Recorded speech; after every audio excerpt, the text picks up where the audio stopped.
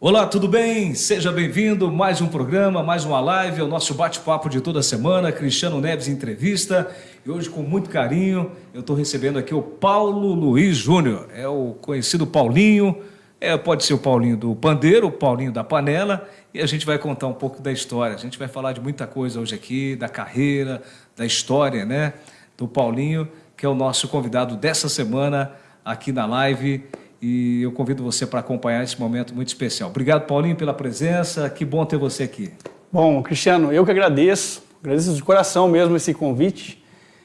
Admiro você como pessoa, como apresentador, acompanho sua carreira também. Obrigado. E quando você fez esse convite para mim, eu me sinto honrado de estar aqui. Eu sei que várias pessoas importantes já passaram aqui nessa entrevista com você. E eu estou aqui muito feliz e pode perguntar aí. Legal. Qualquer coisa, estamos aqui. Vamos conhecer a carreira. A gente vai falar de panela, vamos falar de pagode, gente. Enfim, o Paulinho tem muita história para contar. Bom, primeiro, vamos começar falando das suas origens, né, Paulinho? A gente começa sempre apresentando os nossos convidados. Você que é um nato santacruzense, né? Nascido em Santa Cruz ou não? Na verdade, eu, em 1982, aquela época... algumas pessoas iam ir para o sul, né, para poder fazer, né, ter os filhos lá, mas assim, eu brinco que eu fui só saiu ali e já vim para cá. Entendi. Então, eu tenho Ipauçu no meu coração, mas eu sou santacruzense. Criado aqui desde pequeno, né? Sem... Bom, não tem como não contar a sua história, né? Acho que em não prestar a homenagem ao seu pai, né? Que é a origem de tudo isso e faz parte também da sua vida, né? E da sua história também, né? Vamos falar um pouquinho do seu pai, começando, depois a gente vai conectando aí a sua trajetória de carreira. O seu pai, que muita gente conheceu, né? Como trabalhando consertando panelas, enfim, fala um pouquinho como que você tem ainda a lembrança do seu pai e o quão importante ele foi na sua vida. Cristiano, assim, hoje ainda eu consigo falar um pouco mais fácil do meu pai. Né? Se fosse um tempo atrás, eu ia começar a chorar aqui. Emocionado. Meu pai foi tudo para mim.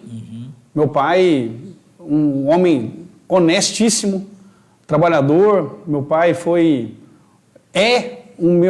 a minha inspiração para viver.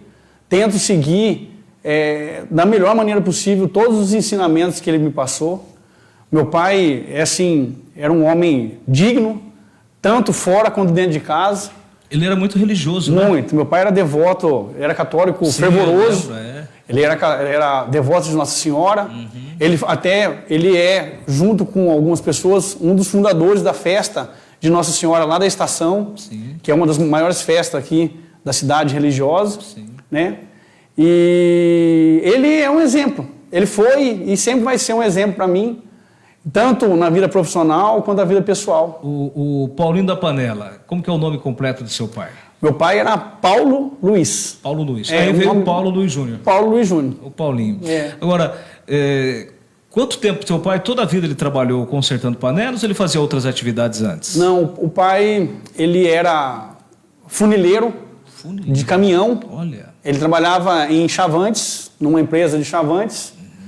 Ele veio para cá, trabalhou no Suzuki, uma época, trabalhou no Suzuki. E aí ele trabalhou com um senhor que trabalhava, antigamente tinha muito esse negócio de bacia, de tacho, né, de alumínio, essas coisas. E esse senhor, o seu Ferrúcio, ele tinha uma loja na Conselheiro Dantas e meu pai era ajudante dele. E meu pai foi trabalhando com isso, né? Ele não trabalhava, o seu Ferrúcio não trabalhava com panela. Ele trabalhava com esse tipo de trabalho. Aí meu pai, passou um tempo, ele comprou a loja. O seu Ferrúcio fez algo bacana para ele também. Foi algo, assim, desafiador para ele, que ele investiu tudo que ele tinha naquilo. E aí ele trabalhava com uma loja de pesca, algumas coisas de pesca, e apareceu assim, continuou com esse trabalho de troca de fundo, de bacia, essas coisas. E aí um dia alguém que ele não sabe, que infelizmente ele não lembrava, não lembrou, né, quem que era, levou uma panela para ele lá e falou assim, ó, se você conseguir arrumar, tá tudo certo, senão também você joga fora e tá bom. Aí que surgiu Esse conserto de panela. Mas dá para ver que ele já tinha, dá para perceber que ele já tinha uma experiência, porque de funileiro, ou seja, já tem a arte de trabalhar, né? Praticamente é um trabalho tipo um martelinho de ouro. É um martelinho de ouro. Né? Ele vai bem nas características do martelinho de ouro. Então o Paulinho da Panela, ele era comerciante, né? Comercializava ali a pesca, você falou produtos para pesca. A loja, tipo assim, trabalhava na época com essa parte de troca, que assim, hoje, Cristiano, não existe mais. Sim. Hoje uma senhora, ela não tem bacia de alumínio na casa, é muito difícil. Hoje o 99 com a parte de plástico, o plástico chegou para substituir. Antes se utilizava muito alumínio. Muito. Era tipo, toda casa tinha as bacias de alumínio, tinha os utensílios de alumínio para poder lavar roupa e outras coisas mais. Né? E na época então seu pai consertou a primeira panela. Isso. Aí ele foi daquele jeito, foi aparecendo. Aí era uma coisa que ninguém fazia, né? Começou a aparecer algumas, ele foi se aperfeiçoando, foi buscando, até que chegou um padre, amigo dele, que eu não lembro o nome agora, e chegou e falou assim, ó, filho, você escolhe uma coisa ou outra, porque você não consegue ser bom em duas coisas. E aí, como ele já tinha outras casas de pesca, já tinha outras pessoas que trabalhavam com isso, ele optou pela panela. Olha só. E aí, ali na Conselheiro Dantas, ele ficou... Quantos anos? Uns 25 anos, mais ou menos. E depois ele mudou, né? Aí, descendo a antiga Gabriela Calçados, onde é o Shopping 99, Isso. ali, descendo, sentido Mercado Avenida. Acho que ali é Quintino Bocaiúva, né? Quintino Bocaiúva, não lembro o nome, o número, mas ele ficou ali uns 10 anos. Me lembro. E aí, o Mauro do Escape, o dono do prédio, pediu o prédio para ele. Sim. E o Mauro Escape foi, juntamente com a esposa, né, que até hoje é a dona do prédio que eu trabalho, que eu tenho a loja lá, e construíram um prédiozinho para o meu pai. Construíram especificamente para ele ir ali. Que é onde... Do lado da loja. De onde você está hoje? Não, é do lado da loja, uma portinha menor. Mesmo. E, não, na Marechal Bittencourt. Na Marechal Bittencourt. Isso, na Marechal Bittencourt. Próximo onde você está ali hoje? Antigamente tinha o Pinhata Lanches ali, o Araújo Autopeças. Isso. Era o Rebinha do lado. Então ali perto da casa do cowboy. Bem próximo ali onde você está hoje? Bem próximo. Do lado. É o do lado. É, do lado. Ali foi o último ponto que o seu pai trabalhou? Vivo sim. Sim. Ele ficou ali. Onde eu estou hoje era o Ari Torneiro, também tradicional da cidade também. E aí, um ano depois que meu pai faleceu, o Ari Torneiro faleceu também. E... Seu pai faleceu com quantos anos? 66. 66 ainda anos. Novo. Ele tinha algum problema de saúde? Ele teve câncer de fígado. Entendi. E infelizmente, em 2011 a gente descobriu. E quando a gente descobriu, já infelizmente não tinha o que fazer. Entendi. Agora, Paulinho, me conta. E como que você entrou... com você, quando menino, acompanhava o seu pai na loja? Como que era seu dia a dia? Para você poder pegar as habilidades ali do pai. Como é que foi? Então, Cristiano, eu falo que eu aprendi meio que na vontade de Deus, sabe? Porque se você for pegar um adolescente, quem que ele quer ser? Ele vai colocar uma profissão aí, tem várias profissões que são um sonho de qualquer um, né? E o meu sonho era ser músico. Né? A gente vai falar muito da... E aí, por fim, eu trabalhava, trabalhei na vidraçaria Sanson. Seu primeiro trabalho onde foi? Madeireira Pereira. Tá. Madeireira Pereira. O Maurílio, um abraço pro Maurílio. Você tinha quantos anos? 18. Eu fiz 18 anos. Fez o TG ou não? Fiz o TG. Fez o TG. Fiz o TG. Foi uma experiência bacana também. Mas antes disso, você não ia para a loja ajudar o pai? Meu pai me despedia umas 3 vezes por semana, mais ou menos. Ele ia lá, mas dava mais prejuízo que ajudava, sabe? Era melhor você não ir. Eu ia na hora do almoço, só que como eu não fazia nada, eu não sabia fazer nada, e ele não deixava fazer nada, era chato. E você tentava? Falou assim, não tinha interesse. Não, né? Não tinha interesse. Não tinha interesse, eu ficava... Era só para limpar, e assim... né? Você pega um adolescente ali, limpa a prateleira, varre o chão, chato, né? Aí você... Não quer fazer. Não, eu ficava furando o balcão, batendo um rebite, e aí ele ficava bravo, né? Falou, vai embora daqui. Some daqui. É mais fácil, dá mais lucro você ir lá em casa do que aqui. Entendi. E eu ia para poder ficar na hora do almoço a loja aberta. Tá. Para ele não fechar, Entendi. né? Mas... Então, aí depois do seu primeiro trabalho, então, oficialmente, foi na Madeireira, né? Madeireira Pereira. E por onde mais você passou? Aí eu fiquei alguns anos na Madeireira Pereira. Aí eu fui para a Vidraçaria Sanson.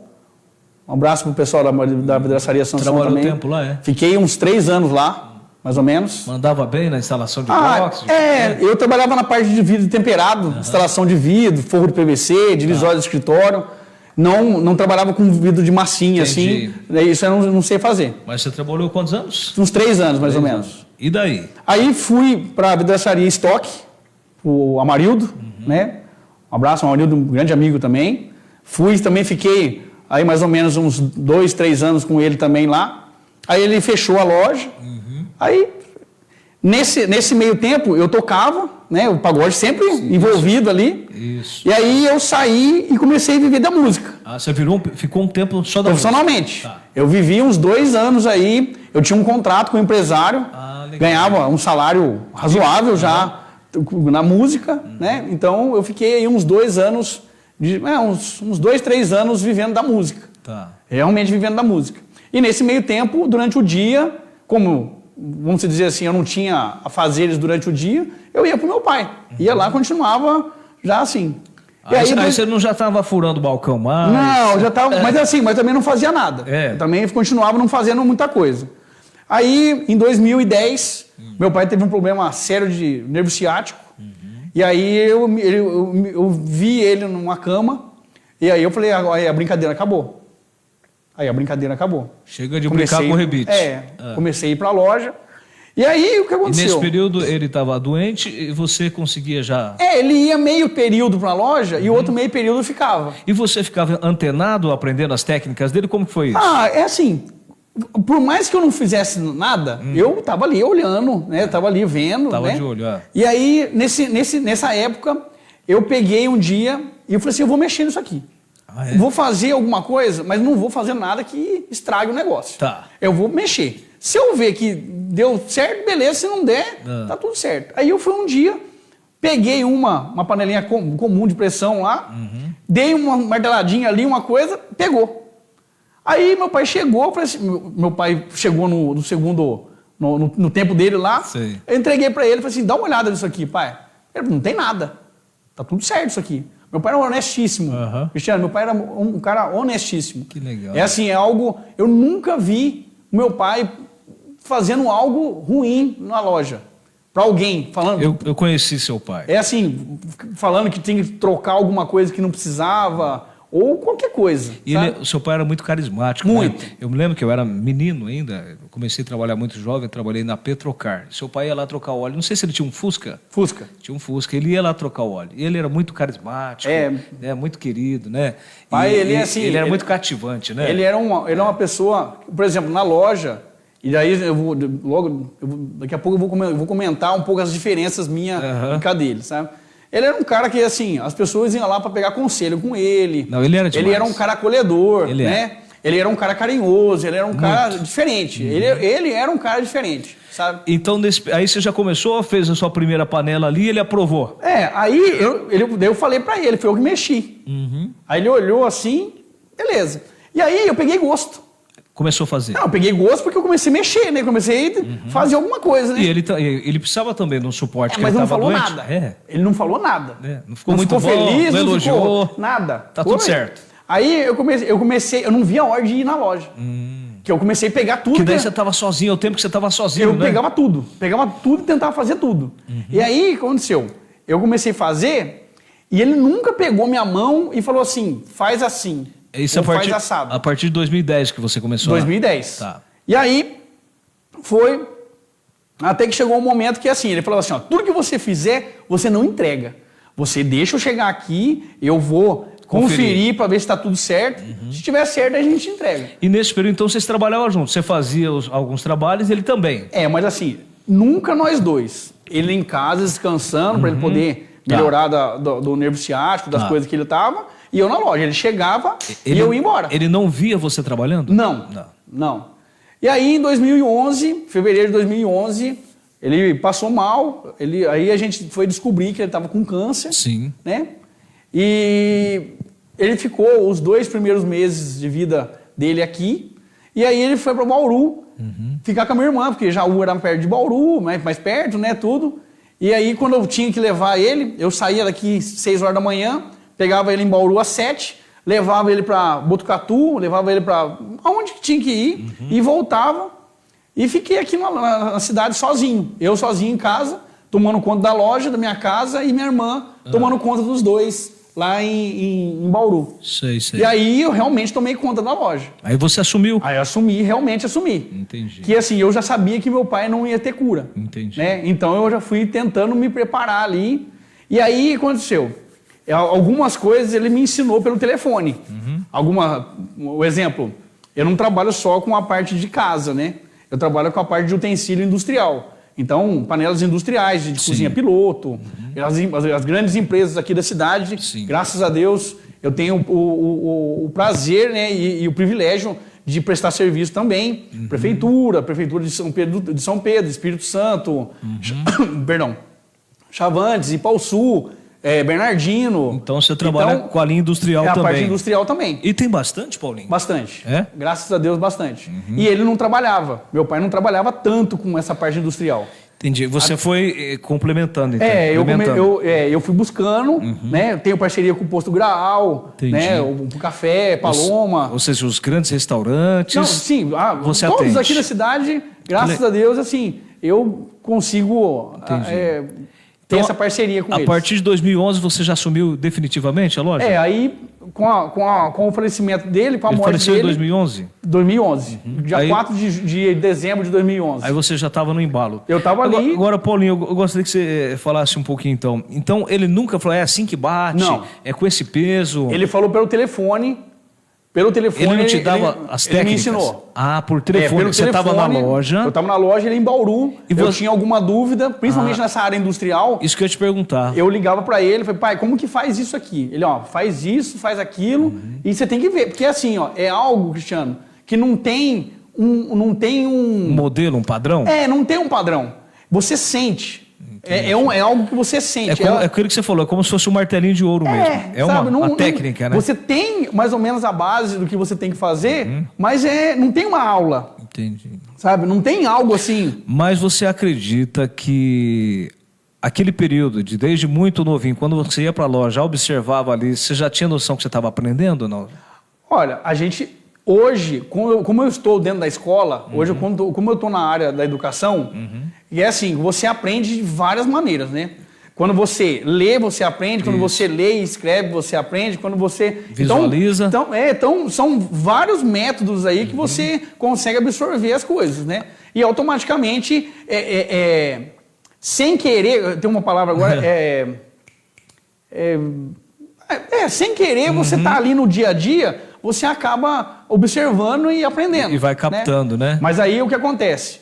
O meu pai, ele fazia na loja, ele fazia tudo manual. Era pouco uso de ferramentas assim elétricas.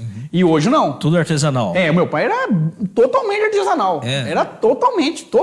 Era mas, assim, pelo tinha menos um esmerilzinho ali e uma furadeirinha. É o máximo. Mas assim, limpava com bombril, sabe? Perdia tempo demais. E o martelinho. Sabe? O toco, né? Eu lembro que tinha um toco. Tem várias coisas lá. Ainda tem algumas coisas, né? Isso que eu ia te perguntar. Você utiliza as técnicas que eles utilizavam? Com certeza. Porque não tem como fugir. Não existe porque como fugir. Um trabalho artesanal, né? É algo artesanal. Assim, então, não tem como eu virar para falar assim, eu vou inventar uma situação, mas assim, eu já modifiquei muito. Imagino. Hoje eu uso esmerilhadeira, eu inventei, né? Eu criei uma máquina que corta a panela para ficar... Alumínio. Meu pai ficava, uma meia hora na serra ali. Eu em 30 segundos eu corto. Pois sabe? Então, assim, o que meu pai fazia antes, hoje, modéstia à parte, eu faço melhor.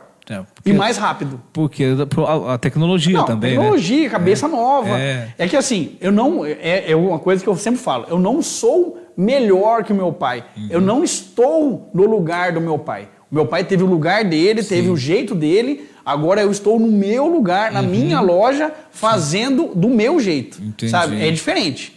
A pessoa fala assim, você está no lugar do seu pai? Não. O meu pai é insubstituível. Marcou uma história, né? Ele é insubstituível. Para eu amarrar o tênis do meu pai, eu tinha que ralar muito ainda. Que legal. Gente, nós estamos aqui com o Paulo Luiz Júnior, o Paulinho, né, que é filho do Paulinho da Panela, e automaticamente leva o nome até hoje, né, por ser o Júnior, e está contando um pouquinho da trajetória, da história dele. E o Paulinho da Panela, ele pegou justamente por causa do pai? Então, aí o que acontece, Cristiano? A loja chamava Funilaria Nossa Senhora Aparecida. Esse era o nome, verdade. O nome da loja era Funilaria Nossa Senhora Aparecida. Aí, o que acontece? Quando meu pai faleceu, uma que eu tinha de baixar o CNPJ dele, né? Eu tinha que tirar, não consegui tocar o CNPJ, e aí eu tive que tirar. Aí, o que acontece? Eu falei assim, eu vou reformular e vou prestar uma homenagem pro meu pai. Porque meu pai era conhecido como Paulinho da Panela. Isso que vamos lá, leva lá no Paulinho da Panela que ele resolve. Não tem jeito. Meu pai, por mais que ele quisesse colocar a Funilaria Nossa Senhora Aparecida lá... Não pegava. Ninguém ia falar assim, leva lá na Funilaria Nossa Senhora Aparecida. Não, jamais, sabe? Leva lá no Paulinho da Panela. E aí, eu achei, tipo assim, um jeito de homenagear meu pai. Linda homenagem. E coloquei Paulinho da Panela e automaticamente... Lá, eu sou Paulinho da Panela. Mas eu falo que eu não sou Paulinho da Panela. Por causa do pai, né? Meu pai. Mas assim... Mas eu tenho muito orgulho, sabe? Eu tenho uma satisfação e um orgulho muito grande de estar onde eu estou, sabe? Porque hoje, quando a gente fala, não, vai lá no Paulinho da Panela. Ainda mantém essa tradição, né? Porque é uma maneira, acho que, justa e louvável de homenagear o seu pai, né? E, poxa, e você sendo filho do Paulinho, então acho que deve ser gratificante, né? Mas a gente vai falar daqui a pouquinho, um pouco mais de panela, vai falar um pouquinho de técnicas, recomendação. Você, dona de casa, olha, depois você compartilha essa live aqui pro pessoal, pros seus grupos aí, compartilha no Facebook, para todo mundo conhecer um pouquinho da carreira do Paulinho, que ele vai dar dicas importantes aqui sobre cuidados, né, no dia a dia, na hora de cozinhar, enfim, tudo isso. Mas vamos falar um pouquinho agora da música, porque além de Paulinho da Panela, que conserta panelas, você também tem uma trajetória na música. Como é que a música nasceu na sua vida? Quando que você começou a ter o gosto aí pela música, Paulinho? Cristiano, foi lá em meados de 1997, 98, ali. Leônidas. Você era jovenzinho, né? Quantos anos você tinha em 97? 98? Eu tinha de 16 anos, mais ou menos. 15 para 16 anos ali.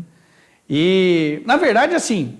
Eu tinha um tamborim desde pequeno, já fazia que a barulho. escola de samba antigamente era de bairro, e ela passava na rua lá, e eu ficava com o meu tamborim, e meu pai e minha mãe esconderam esse tamborim, porque não aguentava mais eu bater esse negócio lá em casa. Só pra gente recapitular aqui, você foi criado em que bairro da cidade? Vila Madre Carmen. Madre Carmen. Sempre foi a sua região ali. Sempre legal. Madre Carmen. Hoje eu moro na Vila Fabiano, um pouco pra baixo, legal. Mas assim, sempre lá pra cima. E aí você tinha o tamborim e já fazia um barulho. O pessoal do São José, né, tinha a escola de samba lá. Você já ia no embalo. Eu adorava. Nossa, ia lá, ficava, batucava, saía e tocava certinho, sabe? Legal. Aí minha mãe escondeu o tamborim, que é algo que realmente faz um barulho, né, ensurdecedor, assim. Incomoda. E aí esconderam. Aí depois, lá para os 14, 15 anos, eu comecei a sair na escola de samba. Aí eu fui para a escola de samba através das amizades que eu tinha, lá na estação. Aí você tocava tamborim lá? E lá na estação. Fui tocar tamborim lá na estação. Entendi. Lá na Unidos da Baixada. Isso. Aí fiquei um tempo lá. E na escola, primeiro ano era o Jeca Tatu, né? Era camisetinha dentro da calça de moletom, blusinha, não fazia nada. Segundo ano a gente já dançava, já começava a sair de casa, tudo. E aí a gente começou a batucar na carteira, eu e alguns amigos, e o seu Magali Junqueira. Virou pra gente e falou assim, viu, vocês estão querendo aparecer? Se vocês querem mesmo fazer, eu duvido vocês pegar essa carteira e levar lá na frente da sala e batucar lá. Pra que ele falou isso? Pronto. Arrastamos uma carteira lá e já batucamos. E na escola surgiu um projeto que era de novos talentos. E ele falou, brincando assim, para vocês não ficarem com nota baixa, vocês vão montar um grupo de pagode e vão tocar. Aí nós juntamos o pessoal do segundo. Você estudava no Leônidas? Leônidas. Aí nós, eu, Mário Augusto, né, do segundo, Aí fomos o André Rubio, Sim. o finado, né? Falecido André Rubio. Aí, e outras pessoas ali, o Pardal, o Silvinho da prefeitura lá, o Juninho lá do CrossFit. Começou e, assim, o pagode. Começamos a montar um grupinho lá e ganhamos. No festival. Ganhamos um festival. E aí nasceu o grupo Beijo na Boca. Ah, tá. O primeiro grupo, então... O primeiro grupo foi o grupo Beijo na Boca. Você é um dos fundadores. É, um dos fundadores. Tá. Eu fui um dos fundadores. Tá, e aí você já começou a tocar pra valer? Porque aí, até então foi o festival na escola. Começou a ir pra barzinho, alguma coisa assim, já Cristiano, ou não? aí o que aconteceu? Nós, como a gente começou a ficar conhecido, a gente ganhou um concurso de dança nesse ano também. E aí começamos a ficar popular na escola. E tinha o Pardal, filho do Zilinho, que tinha, que comandava o clube do ICA, na parte de eventos lá, Sim. na parte de casais, jantar dançante Sim, lá. sim. E aí ele começou a colocar a gente no ICA para poder tocar. Primeira apresentação popular foi no ICA. Olha, é assim, ó, eu não lembro agora, infelizmente eu não vou lembrar agora aonde foi a primeira apresentação. Mas deve ter tocado em alguma assim, lanchonete. tocamos assim, lá no Leônidas algumas vezes. Sim. Tocamos na antiga sorveteria Begueto, que foi o boom lá na estação. Lá na estação, lembro. Onde tem a fábrica do Begueto. Tá. Do outro lado tinha uma sorveteria eu lembro. que era deles. É. E aí fechava a rua. Legal. Ali o pessoal fechava a rua e aí começamos a tocar lá. Começamos a apresentar no ICA, Tá. num torneio que teve lá. Antigamente tinha o Zero Grau. Zero Grau. Onde era o Barrica, era o Isso. Zero Grau. Zero Grau. Aí começamos ali a apresentar no Zero Grau, aí o negócio foi. Aí foi. Quanto tempo ficou o Beijo na Boca? Olha, a gente terminou o segundo colegial, o terceiro colegial e um pouco depois do terceiro colegial. Foi uns 2 anos e pouquinho, que foi o Beijo na Boca. Tá. Aí cada um terminou a escola, cada um foi para um lado. Entendi. E meio que acabou. E você sempre foi do pandeiro ou você fazia vocal também, né? Você faz... Não. Só pandeiro. Só pandeiro. Na verdade, assim, o pandeiro foi algo... eu falo brincando, Você né? começou tocando pandeiro? ou não? Eu pensei que era o mais fácil. Eu peguei, cada um, o que vai tocar? Eu vou tocar isso, vou tocar aquilo. Aí eu fui na Aparecida do Norte com meu pai, comprei um pandeiro azul da Aparecida do Norte. Certo. Na época eu paguei R$10 no pandeiro. E aí eu falei, vou tocar pandeiro. Comprei o pandeiro e fui lá tocando com o dedão assim, e foi. Aí começou, e aí o pandeiro é um instrumento muito difícil. Poxa, que pena que você não trouxe pandeiro. Rapaz, esqueci de te falar. Então, mas eu também... Senão você já fazer uma apresentação aqui. Marquei bobeira agora. Viu? Mas aí não, o pandeiro surgiu assim, vou tocar pandeiro do nada. Do nada. Eu não tocava nenhum instrumento, tocava tamborim, tocava caixinha na escola de samba, tamborim. E você aprendeu cavaquinho, outros instrumentos ou não? Não. Focou no pandeiro. É porque assim, Cristiano, o pandeiro não é porque eu toco, mas o pandeiro é algo... muito difícil. Muito difícil. É. E não só difícil de tocar, mas você tem que ter uma resistência grande para você conseguir tocar 2, 3 horas o instrumento. Cara, deve então ser... é mais difícil pela resistência do que propriamente o tocar, sabe? Imagino, deve ser muito cansativo. E aí fui tocando e aí surgiu o Paulinho do Pandeiro. Que assim, graças a Deus, eu falo graças a Deus porque eu construí a minha história, eu falo assim, com um orgulho, que eu não sou um cara que nasceu em São Paulo, eu não tenho base, na época, não tinha internet, não tinha Facebook, não tinha YouTube, não tinha nada. Então, para um moleque de uma vila, de uma cidadezinha, igual Santa Cruz do Rio Pardo, longe da capital, que não tem ninguém, não tinha ninguém assim para poder se espelhar, aí eu construí o meu jeito de tocar, a minha história. Então vamos falar um pouquinho agora da sequência da sua carreira musical. Terminou o Beijo na Boca e depois, quanto tempo você voltou depois de montar grupo? Como é que foi a carreira? Um tempinho depois, eu encontrei o Mário Augusto na rua. Ele falou assim, o André Rubio, o André quer conversar com a gente lá amanhã, na casa dele. Era um final de ano, assim. Sim. O pessoal no comércio andando pra lá e pra cá. Eu lembro. Na época fazia muito isso. Tinha essa tradição. Aí fui lá na casa do André, nós fomos, no caso, e ali surgiu o Impressão. Impressão. Impressão. Que ano que foi, Paulinho? 2000 e alguma coisa. 2001, mais ou menos. Entendi. Mais ou menos 2001, assim. Bom, e o legal, aí já começou o negócio a ficar mais sério, né? Porque a Impressão chegou a gravar CDs, né? Aí no caso a gente começou a reunir as pessoas ali, no Impressão era eu. Quem que era? O André Rubio, o Mário Augusto, o Juninho, o Pelé e o Elião Majone. O Hélio. Nós 5. O Elião era um empresário nosso, que ele vendia roupa na região. Ele tocava também ou não? O Elião, enganava. Elião, Enganava. dava uma enganada, mas assim, brincando, ele era um cara esforçado e assim, ele ajudou muito. Ele foi acho que todo mundo ali teve o seu papel, sabe? Porque se não fosse o Elião também, as coisas não tinham acontecido. Ele ia abrindo as portas. Ele vendia as coisas, as roupas dele na região toda. E aonde ele vendia a gente. Apresentava o grupo. Sim. Tá, e nesse período, então, do Impressão, aí vocês, já tinha a base do Beijo na Boca, aí vocês já estavam fazendo barzinhos, shows daí na região já toda? Conhecia bastante, já tinha bastante contato, né? E aí... E quando que gravou o CD? Logo no início vocês já gravaram? Não, a gente demorou um pouco. O André foi escrevendo as músicas, né? Ele foi o compositor do CD todo. Todas as músicas? O André ele era fenomenal. Muito fera nisso, Ele né? era fera. Eu lembro que em 2000, quando eu vim para cá, final de 2006, 2007, quando eu voltei para Santa Cruz, que eu estava trabalhando no Paraná, tocava muito, né? Muito. Na Band tocava música muito. De vocês, né? Foi algo... Na região toda já eu tava falo tocando. assim, Cristiano, que o Impressão, ele bateu na trave do sucesso. Ele bateu na trave do sucesso. Um nome muito comercial, né? Muito. O nome comercial, tinha uma qualidade muito bem feita. A gente gravou em Bauru. Isso que eu ia perguntar. Sabe? Foi algo muito legal. Foi uma experiência. O que você acha, Paulinho, que faltou para emplacar mesmo? A gente sabe na região toda vocês faziam sucesso, tudo mais, impressão, vai ter impressão. Era aquele boom, né? Olha, faltou dinheiro. Ficou um trabalho assim, de muito sucesso regional, né? Sim. Faltou financeiro mesmo. Financeiro. E aí a gente se perdeu, pessoalmente falando também. Entendi. E aí perdeu a magia da amizade.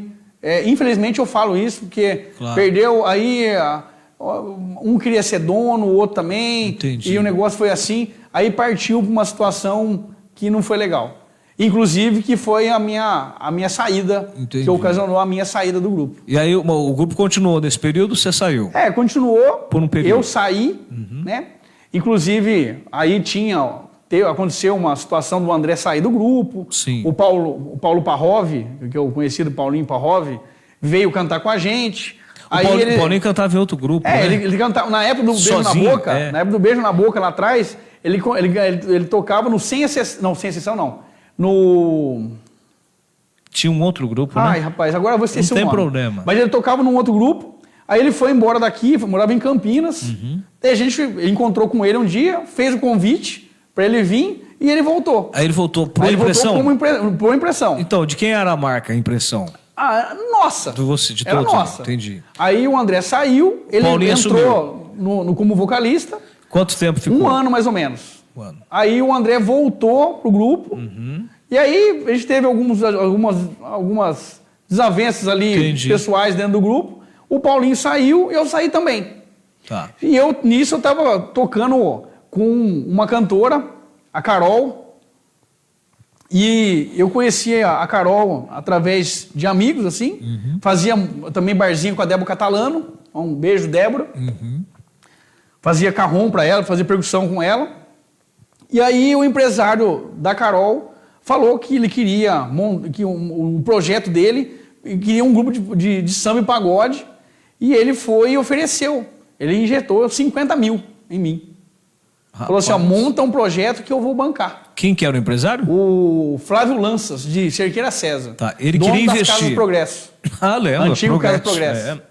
E ele falou assim, eu tenho, se eu não me engano, ele falou uns 50 mil, uma coisa assim. Na época era grande demais. Nossa.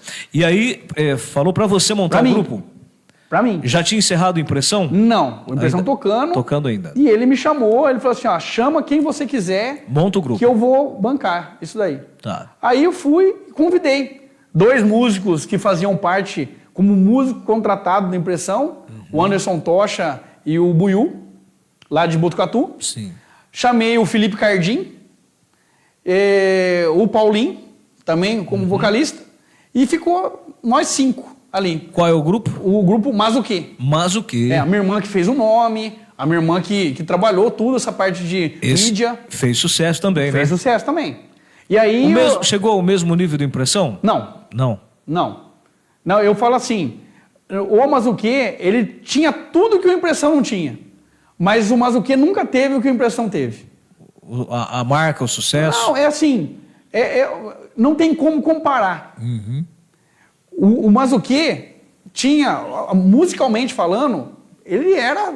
Tinha muita qualidade. Totalmente, era muito melhor do que o Impressão. Em termos de Mas técnico.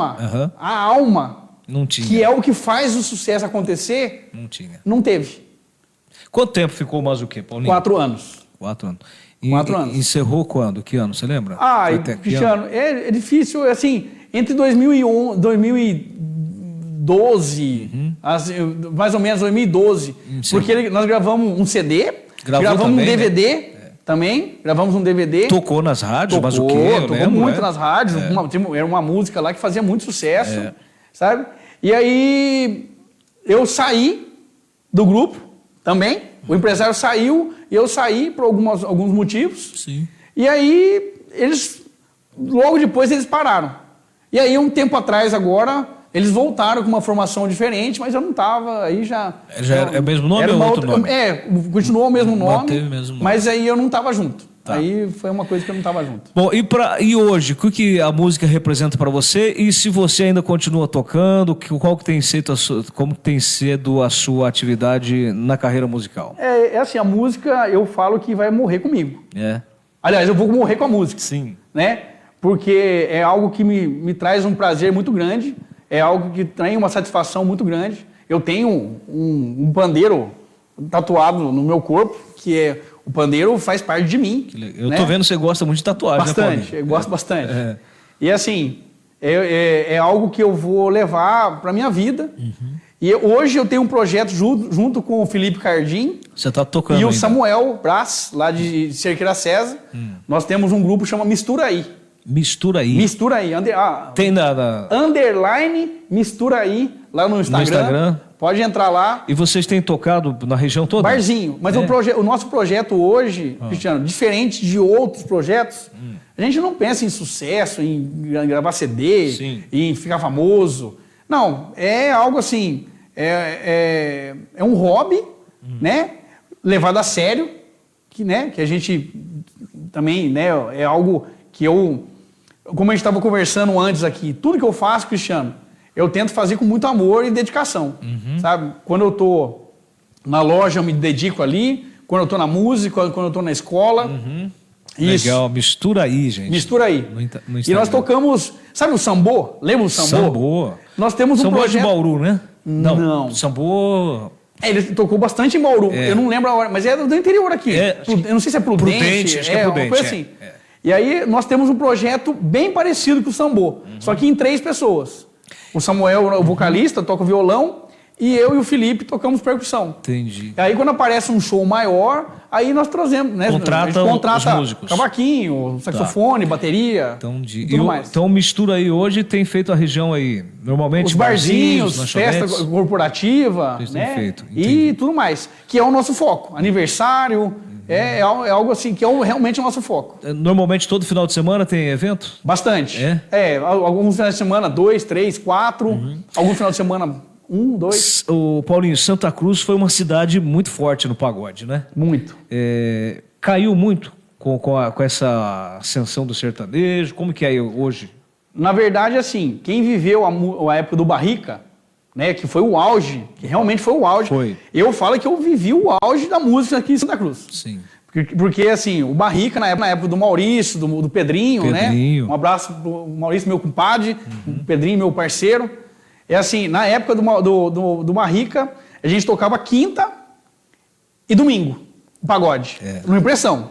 Aí tinha a sextaneja e o sábado, às vezes, a gente tocava no sábado de novo com um sertanejo. Então, praticamente, a gente tocava... E era assim, 8h30 da noite, a casa fechava o portão, não tinha como entrar. 800 pessoas, 700 pessoas dentro do Barrica. Bombava, né? Mas o que acontece? Cristiano, na época não tinha o pedágio de Ourinhos, não tinha lei seca. E assim, não tinha música muito em Ourinhos. Então, o pessoal vinha de Ourinhos pra cá, da região toda. Então, vinha gente de tudo quanto é lugar aqui no nosso pagode. E aí, o que aconteceu?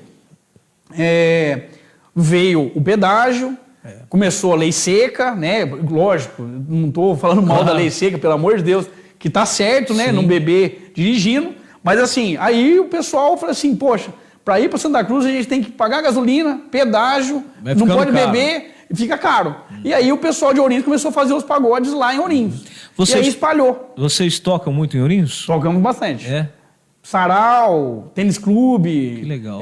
Tem o palco, tem algumas casas lá. Então o pagode hoje está mais forte na região do que em Santa Cruz. Não, aqui em Santa Cruz, infelizmente, não tem nada, né? É. Aqui é assim, teve uma lei aí um tempo atrás, também não vamos entrar em mérito disso, né? Que não podia fazer música ao vivo, que atrapalhou bastante. Sim. Eu acho isso uma injustiça, claro. Porque todo mundo tem o seu direito de trabalhar, né? Eu acho que tem que ter regulamentação, tem que ter alguma coisa que regulamenta, mas assim, é uma idiotice você tirar como que eu vou falar para você? A possibilidade da população se divertir e do músico trabalhar. Entendi. Né? Então hoje o Mistura aí, vocês continuam atuando, são 3 integrantes, né? 3 integrantes. E toda semana, onde vai ser esse final de semana? Esse final de semana, rapaz... Tem programação? Não, esse final de semana não tem. Na outra semana tem uma feijoada, mas assim, hoje o Felipe também que toca comigo, ele faz alguns eventos. Ah, tá. E o Samuca, ele também toca com o pai dele. Eles são de onde? O Samuel é de Cerqueira César e o Felipe daqui. Que legal. Mas a gente não tem esse compromisso. Em Santa Cruz, tem algum lugar que vocês normalmente tocam? Convidam vocês? Ó, a Atenas ali, a casa de show Atenas, a gente toca ali bastante. E assim, aqui o pessoal faz mais sertanejo, né? Faz mais sertanejo nos barzinhos. Mas tá faltando o pagodinho nos bares, né? Falta. Eu acho que falta. E assim, eu falo aqui assim, eu não sou pagodeiro. Eu não gosto que me chamam de pagodeiro. Eu gosto muito do pagode, gosto muito do samba, mas assim, eu falo que eu sou um músico, eu gosto de tudo. E eu te perguntar, o grupo, por exemplo, toca de tudo? De tudo. Ah, que legal. Por isso que é o sambô. Por isso que é o esquema do sambô. É importante você falar isso, porque às vezes fica aquela questão, é só pagode, só pagode. Não, então, o nosso repertório é bem eclético, que legal. A gente toca de tudo no pagode. Entendi. Então o cara que gosta de sertanejo, ele vai gostar, o cara que toca rock, ele vai gostar, o MPB, o reggae, o forró, a gente tenta agradar todo mundo. Que bacana. Mistura aí, vale a pena você acompanhar aí, lá no Instagram. Vamos fechar então, Paulinho, falando agora da sua especialidade. Bom, primeiro você inclusive cursou com a minha filha, né? Com a Ingrid, você se formou em administração, né? Você trabalhou, você atuou, além de ser um empresário hoje, você também lecionou, não é isso? Isso, em 2013, mais ou menos ali, eu me senti na necessidade de estudar, me vi assim, meio perdido. Aí eu tive uma amiga muito importante nessa história toda aí, a Flávia Marsola, que era professora de Direito ali na UAPEC, e ela falou, não, você vai fazer uma faculdade. E eu fui fazer administração, cursei com a Ingrid, né? Terminei a faculdade. Dentro da faculdade eu tive vários anjos ali que me apoiaram, inclusive, assim, uma professora, Maria Cristina, que foi uma das pessoas que mais me incentivaram a isso. Inclusive, ela foi defender um doutorado dela em Portugal no segundo semestre da faculdade e eu fui ali o monitor da classe já. Então, começou ali aquela vontade de ser professor e, graças a Deus, eu saí da escola, eu colei grau na sexta, no sábado já estava fazendo reunião com o professor na ETEC de manhã, à noite tive a festa da formatura, segunda-feira eu estava em Canitar, fazendo a minha primeira aula, que legal. Ministrando. Graças a Deus tive duas oportunidades já de contrato na ETEC de Ipauçu, mas trabalhei na ETEC aqui de Santa Cruz, Ipauçu, Chavantes, Canitar. Lecionando na sua área, na área de administração. Porque tem curso técnico de administração, a ETEC, né? Técnico de administração, técnico de recursos humanos. Eu sou professor na área de gestão, no caso, né? Que envolve várias áreas, assim, no caso. Que legal. E aí, estamos aí então, na expectativa também de voltar. Então, vira e mexe, você está voltando a lecionar. Graças a Deus. É uma coisa que eu gosto muito. Que legal. Inclusive, terminei uma pós-graduação hoje, praticamente hoje, de gestão estratégica de pessoas. Bacana. Né? A gente não pode parar de estudar, né, Cristiano? O estudo hoje leva a gente a lugares que a gente nunca imaginou. Verdade. Bom, o nosso tempo aqui está na reta final e a gente não pode deixar de falar da sua especialidade. Vamos entender um pouquinho do seu trabalho. Você falou que é um trabalho artesanal. Hoje em dia, as pessoas ainda têm muito o hábito de consertar as panelas? Tem porque hoje o utensílio doméstico ele tá muito caro, né? Tudo tá muito caro. Então compensa muito a parte de você fazer uma manutenção num utensílio, seja industrial, seja ele do dono de casa, Mas compensa muito. Você trabalha só com panelas de alumínio? Ou, por exemplo, se a pessoa já com panela de ferro, tem manutenção? Tem ou não? Assim, panela de ferro, geralmente o que acontece é cabo. Cabo, né? Cabo, e assim, eu indico colocar um cabinho de madeira que não esquenta, aí eu mando, né, eu peço, vai em tal lugar, vai em fulano de tal, que ele faz para você lá. Entendi. E aí eu oriento as pessoas ali. Sua especialidade é alumínio? Alumínio. Tá. Eu me lembro que era comum, como que eram as panelas de antigamente? Da diferença do alumínio de 20 ou 30 anos atrás, do tempo da avó, do tempo da minha mãe, por exemplo, o alumínio de hoje, Paulinho? Então, antigamente... A mesma clock Não. de quando eu era criança é a clock de hoje? Não, o alumínio hoje ele é mais fino. Porque a empresa ela tenta baratear a situação. Então, várias peças de hoje são muito inferiores às de antigamente. Mas o preço ficou muito mais caro. Por isso que a panela de antigamente durava mais? Dura mais. Ainda é por isso que as pessoas preferem, inclusive, aquele que tem uma panela que herdou lá da avó, da mãe, faz questão de dar uma manutenção. De fazer manutenção. Mas assim, Cristiano, não é tudo que dá manutenção. Ah, é? E assim, eu tento, porque é algo assim, algumas pessoas não valorizam muito o trabalho, sabe? Infelizmente. Mas é algo perigoso. Você tem uma caldeira, praticamente uma caldeira dentro de casa, e você, dependendo da situação, pode matar alguém, né? Quem já viu uma panela de pressão explodir, sabe o estrago que faz. E explode mesmo, Paulinho? Explode e não é pouco, não. E não é difícil. Então, assim, tem que ter a manutenção preventiva, né? A gente não tem que deixar o negócio acontecer. A gente tem que fazer a manutenção preventiva. Chega aquela senhorinha, de vez em quando eu conto, ai, filho, tem uma panela lá em casa de pressão que faz 30 anos e nunca arrumei, tá até hoje. É a panela que vai explodir. Vai. Porque na panela, ela existe o quê? As válvulas de segurança. A válvula de segurança, chega um momento que ela engripa, ela fica grudada. De tanto tempo que ficou ali, ela solda, ela vira uma solda. Aí ela não abre? Ela não vai sair. Então tem que ser trocado. Entendi. É algo que tem que ser trocado. Interessante, você falou da válvula. Quando a gente compra uma panela nova, ela vem com essa válvula, né? Sim. Tem um outro tipo de válvula, inclusive, que você substitui? Hoje em dia é um selo repetidor que fala. É um pretinho, geralmente ele é pretinho e um pininho vermelho nele. E isso quando tem... Vamos focar bem nessas dicas aqui, que é interessante para o pessoal de casa ver isso daí. Pessoal, é assim, ó, a panela de pressão ela tem algumas peculiaridades, ela tem umas especificações ali que muita gente não sabe. Um exemplo, vou começar pela pressão. Pessoal, para você cozinhar na panela de pressão, você não deve cozinhar em fogo alto o tempo todo. Isso aí é o principal erro de quem vai cozinhar. Eu ensino a usar a panela de pressão, eu não ensino a cozinhar. Tá. Então, assim, mas eu faço isso faz 50 anos. Se você está fazendo isso, você está fazendo errado. Então, cozinhar em fogo alto... Sempre é regra. Tá. Regra. Você vai colocar no fogo alto, você vai ligar o fogo alto para poder ferver a água. Quanto tempo, Paulinho? Não, aí é indiferente, não tem uma regra. Normalmente eu aprendi isso. Começa com o fogo alto, né? Depois de algum tempo você baixa. Quando você notar que o vapor está saindo pelo peso, aquilo lá é peso, gente. O que vai em cima, que fica rodando, é o peso. O pessoal fala, é o pino da panela. Não, aquilo lá é o peso. Por que peso? Porque ele realmente é um peso. Ele que faz o controle, né? Ele que faz o controle da pressão. Então, assim, quando o peso começa a sair a pressão por ele ali, você abaixa no mínimo e termina de cozinhar. Aí a dona de casa vai falar assim, mas eu tenho pressa para cozinhar e eu coloco no fogo alto. E daí? O fogo alto ele não vai agilizar o cozimento. Ah, é? Não. Quando você cozinha o feijão, quem está assistindo aí, né? Ouvindo e assistindo, você vai pensar assim, quando você coloca o feijão dentro da panela de pressão e você coloca no fogo alto, quando ele acaba de cozinhar, ele está seco, duro, e você tem que colocar mais água, porque o caldo não tem. E vai ter que colocar mais tempo ainda. Saiu toda a pressão, o líquido, tudo naquele vapor que está saindo ali. Acaba gastando mais gás? Não, gasta mais gás, demora mais para cozinhar. Danifica a panela, pô? Com certeza.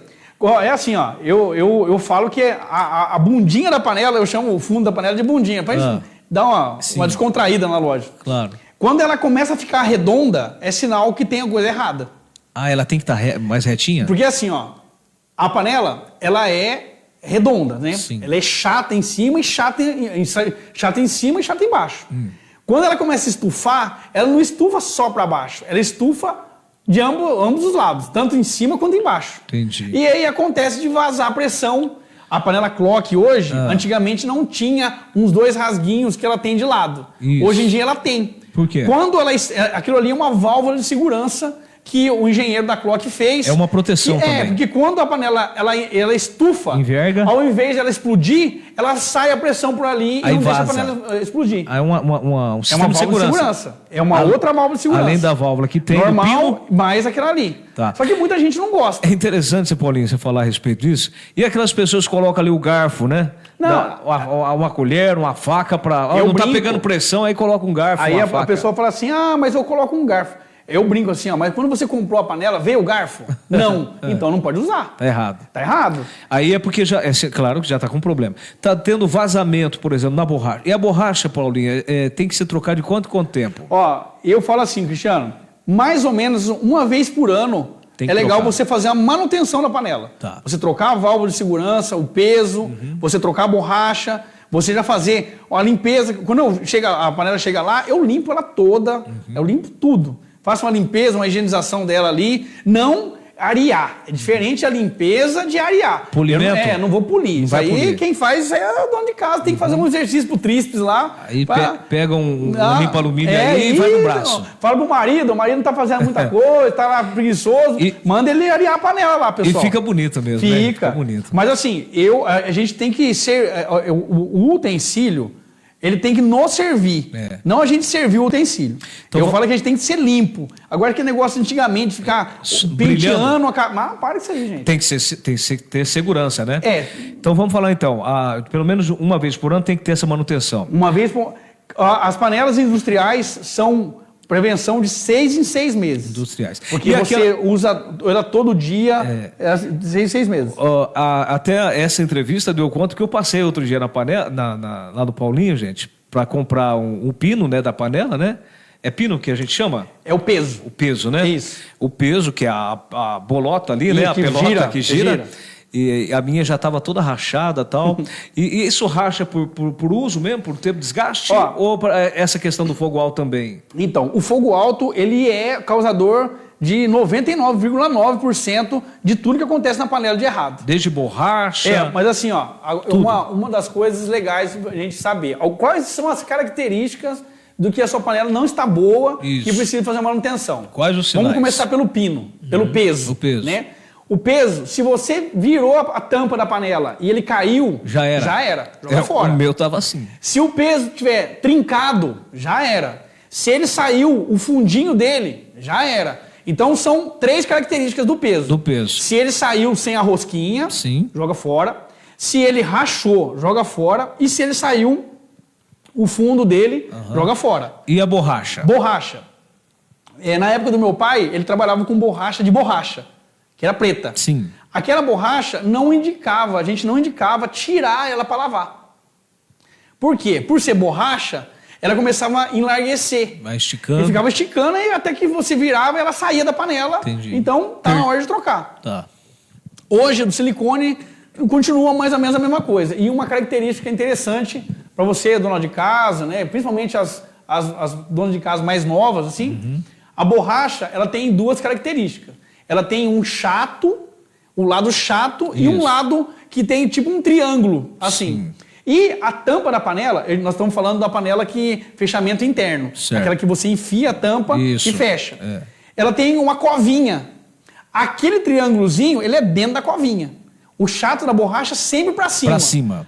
Chega na loja lá, borracha virada ao contrário, aí a pessoa, minha panela não pega pressão. Você colocou o contrário. Tem a borracha isso não também. está vedando. Entendi. Então ela está escapando o ar porque a borracha não está vedando. É o chato da borracha pra que cima. vai entrar em contato com a boca da panela por dentro que vai vedar. Né? Entendi. Agora, tem as panelas de fechamento externo, que são as mais caras, né? Que aí a borracha ela é encaixada por dentro, daí não tem jeito de errar. É diferente, né? É diferente. Mas você já notou, teve conhecimento, né, de causas, assim, de casos de muita gravidade, acidentes com panela, Paulinho? Já. Não, eu tenho... Inclusive, assim... Porque se explode, pode... Imagina a quentura, o feijão esparrama assim, para todo lado. Uma coisa interessante pessoa, a gente falar sobre isso, Cristiano. Quando você for tirar a pressão da panela, quando você for abrir a panela, seja ela qual for, você tem que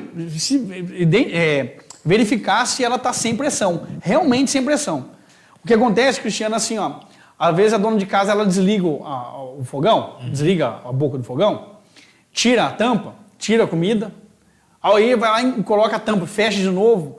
Quando a panela está fervendo, ainda está muito quente, ela pega a pressão de novo. Ela fica com pressão. Ela fica com um pouquinho de pressão. Se você forçar aquilo ali, o líquido que está dentro da panela, ele vai espirrar. Entendi. E ele vai queimar a pessoa. Uma outra pergunta que acho que é essa que todo mundo gostaria de fazer para você. É correto tirar a pressão? Acabei de ferver o feijão e não vejo a hora de comer esse feijão. Colocar embaixo d'água para tirar a pressão? Ó, as panelas industriais, é uma pergunta interessante. As panelas industriais, ela vem gravado em cima o modo de você usar ela. E o modo correto de você abrir uma panela industrial é embaixo da água. Porque instantaneamente você tira a pressão da panela. Mas não danifica o choque térmico? O que danifica a panela, que eu falo 100% de certeza, é o fogo alto. Fogo alto. Fogo então alto. Eu posso tirar a pressão da minha Pode, panela até porque embaixo assim, d'água? é até seguro. Se tem algum problema na panela ali, você enfia debaixo da água, liga, automaticamente ela sai na hora. Tira a pressão na hora. Abre com segurança. Automaticamente sai na hora a pressão. Então pode tirar a pressão tranquilamente. É que assim, Cristiano, nós estamos falando de uma panela boa, né? E eu não vou falar marca, pelo amor de Deus, tá dentro eu vou falar bem da marca, eu não vou falar mal, né? Mas assim, existe panelinhas aí de pressão que o pessoal compra de 35, 30 reais, 40 reais. Eu, na minha casa, não entra.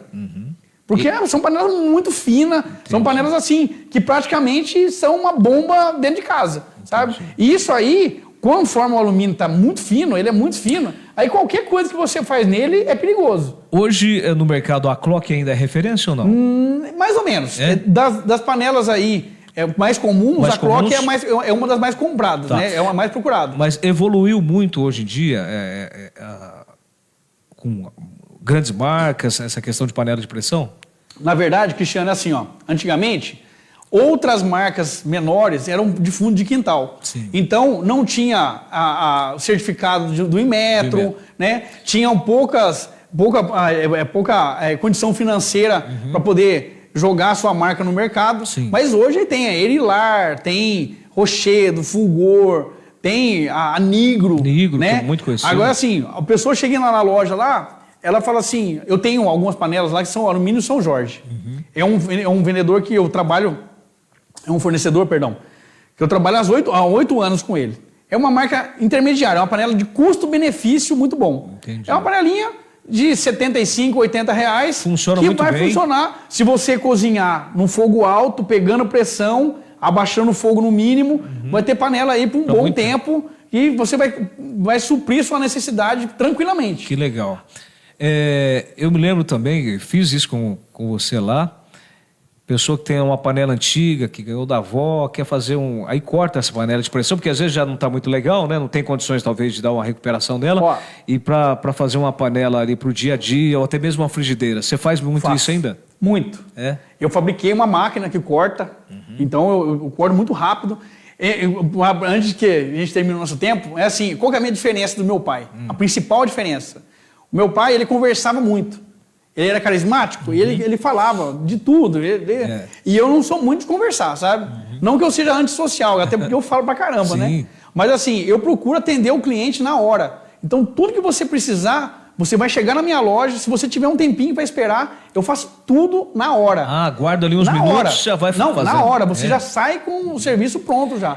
Esse que é o diferencial. Meu pai demorava 2, 3 dias para fazer. Entendi. Então vai lá, você corta essa panela. Corta. Pode fazer frigideira, uma panela menor. Qualquer coisa. A gente consegue. Aí já sai com a tampa. Tudo. Eu tenho. Dá para trocar o cabo também? Tudo. Eu tenho. Tipo, você leva uma panela hoje de pressão, seja o tamanho que for. Eu tenho a opção de colocar 2 alças, de fazer uma caçarola, fazer uma panela comum, uma panela mesmo. Qual é a diferença de panela para caçarola? Panela, cabo comprido, caçarola, 2 alças. 2 alças. Aí eu faço, vira uma caçarola, vira uma panela, um cabo. Com tampa. Tenho as tampas avulsas, né, ali na coisa. Trabalho com copo liquidificador. Que legal. Tenho a loja, montei a loja de venda de panela também. Então eu não trabalho só com conserto, eu tenho a minha loja também de venda de produtos novos, né? Afio alicate de unha, através da faculdade, faca, tesoura. Então, assim, a gente não faz chover, mas se chover, a gente fabrica o guarda-chuva. Que legal. Sabe? Esse é o Paulinho, gente. Paulo Luiz Júnior, Paulinho da Panela, Paulinho do Pandeiro, professor, né, contando um pouquinho da sua trajetória. Foi o nosso convidado de hoje aqui. Compartilha essa live para os seus amigos, nas suas redes sociais. Aí foi um prazer, viu, Paulinho, conhecer a tua história. Que legal. Linda homenagem que você faz para o seu pai, né? Levando a marca e a tradição aí de uma pessoa que foi muito importante em Santa Cruz do Rio Pardo. Quero agradecer, né? Foi um prazer receber você aqui. Muito obrigado, principalmente pelas dicas importantes que você pôde nos proporcionar hoje aqui nesse bate-papo. Viu, Paulinho? Cristiano, eu que agradeço mais uma vez, né? Como eu falei no começo, é um prazer. Gosto muito da sua pessoa. Obrigado. Admiro o seu trabalho, sempre aí nas rádios e sempre fazendo um trabalho de primeira. O podcast muito bem conceituado. Fiquei muito feliz pro seu convite, até mesmo porque eu estou falando da história do meu pai, que é uma pessoa que faz muita falta para mim, né? Que está olhando por nós aí. E assim, agradeço Santa Cruz, né? Por continuar aí, né? Me ajudando a manter essa história, né, ali na loja.